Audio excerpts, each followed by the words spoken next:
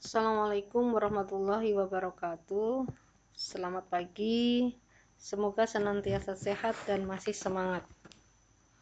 Pada kesempatan kali ini saya akan membahas soal-soal yang telah kalian kerjakan pada minggu yang lalu. Untuk yang nilainya sudah merasa cukup, supaya ini sebagai bentuk pendalaman materi. Oke, di soal nomor 1 adalah klasifikasi ke dalam atom, molekul, atau ion. Oke, saya singgung dulu tentang partikel materi. Esensi dari belajar kimia itu adalah belajar tentang materi, yaitu segala sesuatu yang memiliki massa dan menempati ruang. Nah, materi di sini itu partikelnya bisa tersusun dari atom, molekul, atau ion. Nah, atom itu adalah bagian terkecil dari materi yang berdiri sendiri atau yang paling sederhana. Sedangkan molekul itu gabungan dari dua atom unsur atau lebih. Dan ion itu adalah partikel yang bermuatan. Di sini kita bisa membandingkan dari beberapa option yang telah diberikan, itu secara otomatis kita bisa mengklasifikasinya. Sebagai contoh, ada Fe dan ada Na. Oke, ada Fe dan ada Na. Fe ini termasuk apa? Atom, karena tidak bermuatan dan tidak juga bergabung dengan atom yang sejenisnya atau bergabung dengan selain Fe, sehingga kita menyebutnya sebagai atom. Oke, ini otomatis atom. Ada lagi? Oke, C. Ada lagi? Kita lihat ada Br. Ada Ca. Ini saya tambahkan sendiri ya, biar kamu juga bisa belajar terbiasa dengan istilah-istilah dalam kimia. Sekaligus bisa memahami bagaimana cara menuliskan rumus atau simbol-simbol kimia. Terbiasa ya. Jadi kalau karbon itu nanti kita lambangkan dengan C.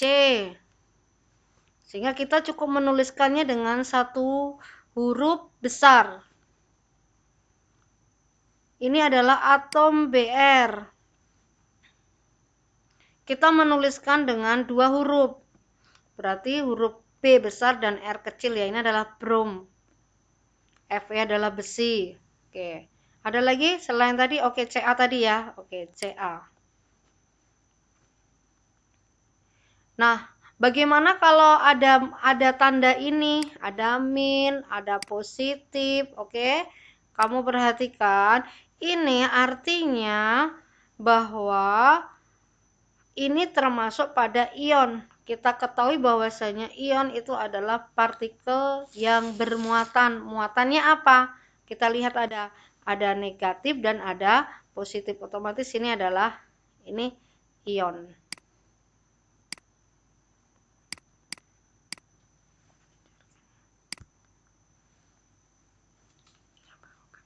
Oke ya, ada ionnya. Nah, sedangkan bagaimana dengan yang molekul? Kalau molekul itu gabungan dari, ini tadi ada S8. Oke, ada, ya benar. Gabungan dari dua atom unsur atau lebih. Nah, kalau gabungannya itu sejenis, kita sebut dengan molekul unsur. Seperti contoh ini, S8. Nah, kalau ini H2O kita lihat terdiri dari H dan O. Nah, ini kita sebut sebagai molekul senyawa. Misal lagi ada O2. Nah, ini kita sebut sebagai molekul unsur. Oke. Diperhatikan dengan baik dan difahami secara benar. Kita lanjutkan untuk soal nomor 2. Kita lanjutkan untuk soal nomor 2.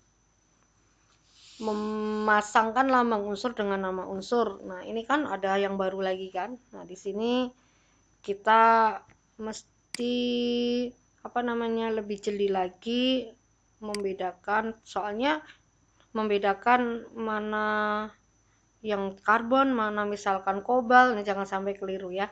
Oke. AU yang pertama. Ini dari kata aurum, artinya emas. Oke, kalian pasangkan sendiri.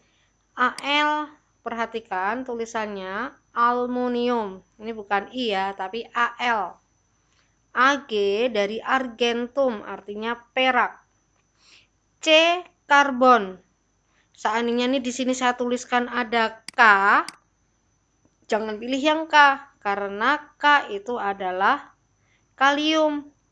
Jangan pula kamu karbon pilih Ca, ini artinya kalsium. Nah, ini berarti kamu harus terbiasa. Mana karbon, mana kalsium, mana kobal. Oke, perhatikan ya. Lanjut.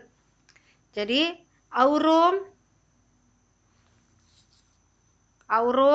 kemudian aluminium, ini adalah perak argentum. Nah, ini C, karbon. Ini adalah stanum atau timah. Kemudian ini adalah besi.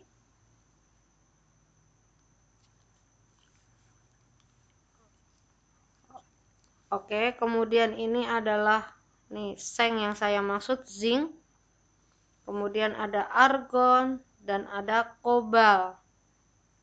Oke, bisa dipahami dan masih banyak unsur lagi yang mesti kalian pahami, baik cara penulisannya, simbolnya, dan nama-namanya. Ini perlu banyak sekali kalian hafalkan lagi.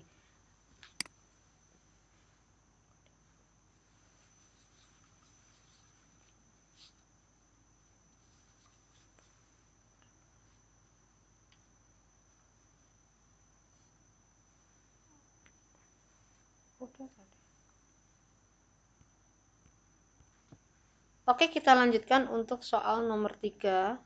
Tentukan tata nama senyawa biner dari senyawa berikut. Oke, ini saya tambahkan sengaja ya. Oke, yang pertama yaitu NaCl. Ini berarti biner yang mana terdiri dari dari atom logam dan non logam. Kalian tahu kalau biner begini berarti kita sebutkan nama atomnya, nama logamnya dulu. Logam Na adalah natrium, diikuti logam non logamnya yaitu klor, diakhiri dengan kata ida sehingga namanya menjadi natrium klorida.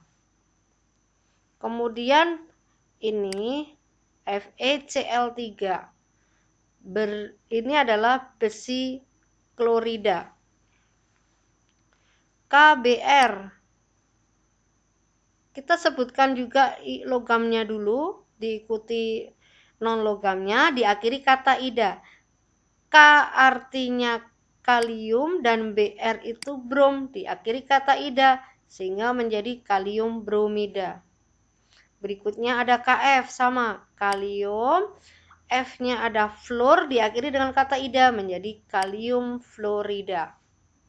Ini juga sama, magnesium sulfida.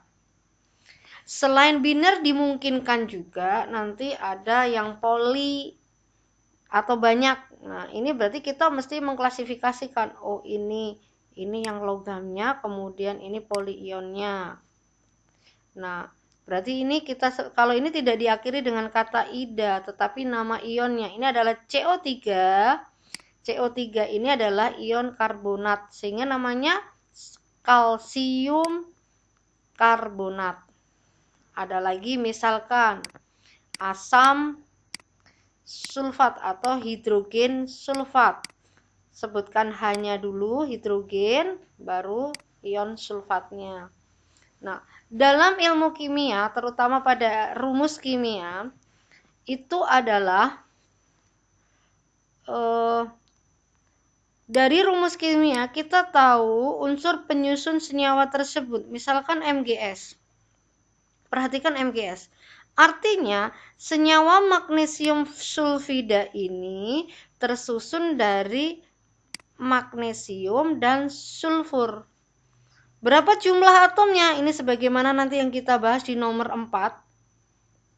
Dari sini kita bisa melihat bahwasannya dalam satu molekul magnesium sulfida itu tersusun dari satu atom Mg dan satu atom S.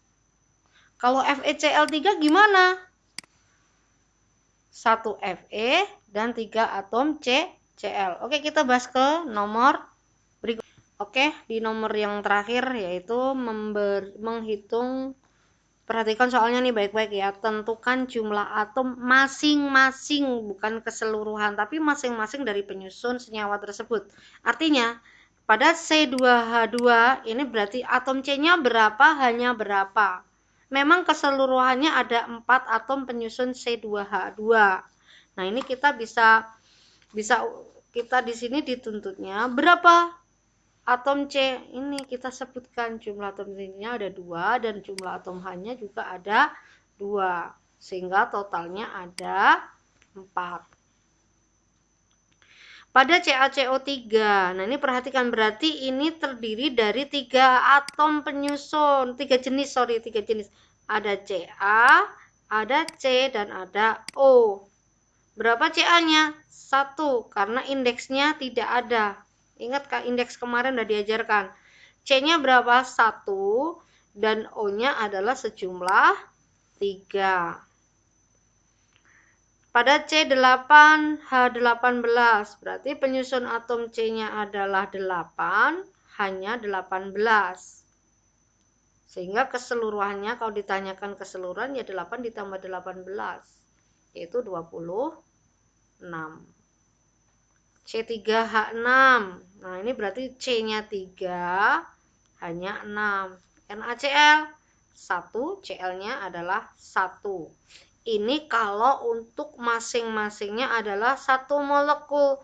Nah, sehingga kalau misalkan CaCO3 ini sebanyak 2 molekul, berapa? Berarti Ca-nya itu berapa? Ca-nya kamu hitung. Jumlahnya tadi 1 dikalikan 2. Berarti Ca-nya ada 2. C-nya ada berapa? 2. Dan O-nya adalah 2 dikalikan 3 sama dengan 6. Oke, bisa difahami? Oke, demikian tadi pembahasan untuk soal-soal yang telah kalian kerjakan. Difahami baik-baik. Untuk pertemuan selanjutnya nanti saya sampaikan materi yang perlu difahami baik-baik supaya kamu nanti tidak mengalami kesulitan dalam penyelesaian soal-soal. Saya akhiri sampai di sini. Assalamualaikum warahmatullahi wabarakatuh.